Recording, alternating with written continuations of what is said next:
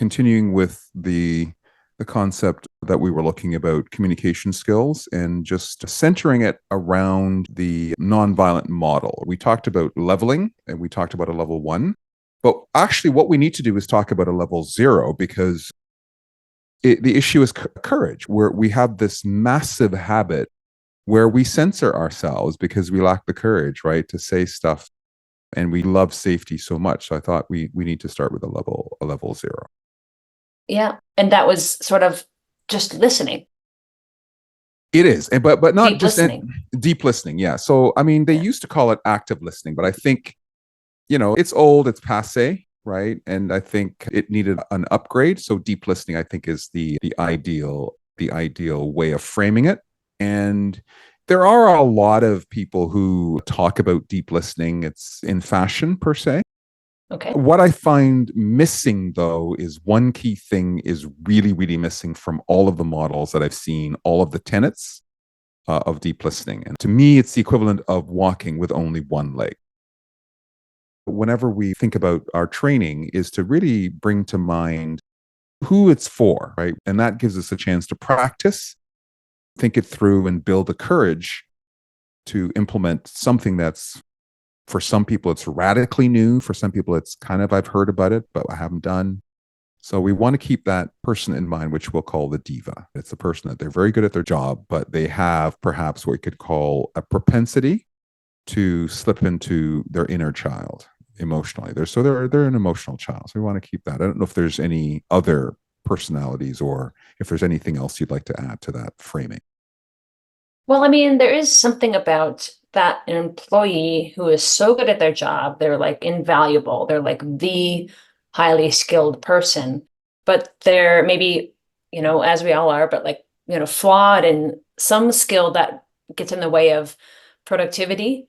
And so I think when an HR person or a manager is really struggling to manage this person, it's because they really want them and they don't always know how to help them. And I think that's where coaching can come in to kind of supplement a person's employment so that they can be the best they can be and not just that highly skilled in one area, but have that additional skill, whether it's just the at level 0 listening and then moving forward to being able to sort of do other forms of communication. But I was thinking a lot about critical humility, which is something we teach in our courses, and how that is embedded in this idea of deep listening because you're trying to stay open, present, judgment free, curious. And what better way to listen to a person is if you're genuinely curious. So I know that's a separate topic and we could talk about that for another episode, but that just kind of came to my mind as something we could work into the conversation about deep listening is listening with humility and curiosity. Yeah, and I think you have hit the nail on the head. Perhaps really there isn't just one, because I was only thinking of the one missing ingredient.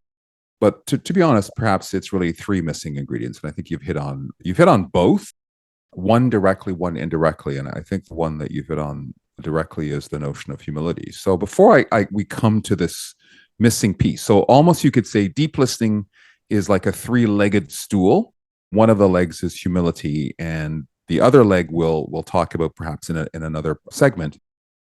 I have a couple of questions for you. What is humility, and how do you cultivate humility?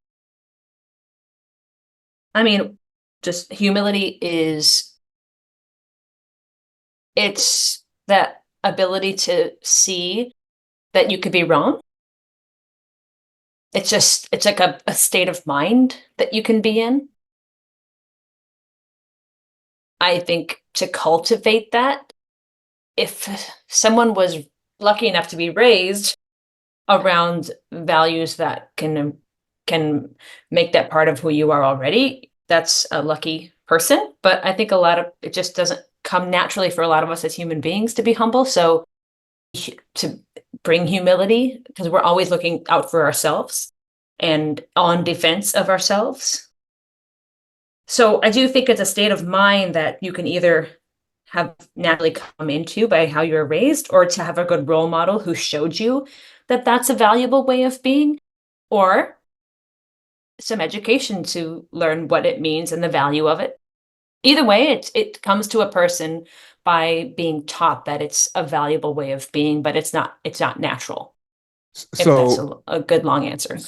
so I'm going to layer on to what you said, which is, and there are, different ways of talking about that state of being. And I'm just going to say it's a state of being where you acknowledge that you can be wrong. Humility means that you can acknowledge that I'm wrong and you don't feel as if you've had your hair stripped off or you're being forced to, people will have dreams that they're in the workplace and they have no clothes on, which is just a metaphor for shame, right? You are not ashamed, right, to be wrong. And I think that's the state. That's how I would describe it. Yeah, being able to acknowledge that you could be wrong and seeing that as okay. Yeah, seeing that as okay I think is the key word, wrong. I do remember one person vehemently saying that it's not okay to be wrong because people always want you to be right. There's no place, like they were adamant that, whatever you needed to do to seem right. And the problem with that is that you can't listen, right? And you can't learn if that's your mindset that I'm always right or I can't be wrong. Yeah, then there's no room. Okay. Yeah.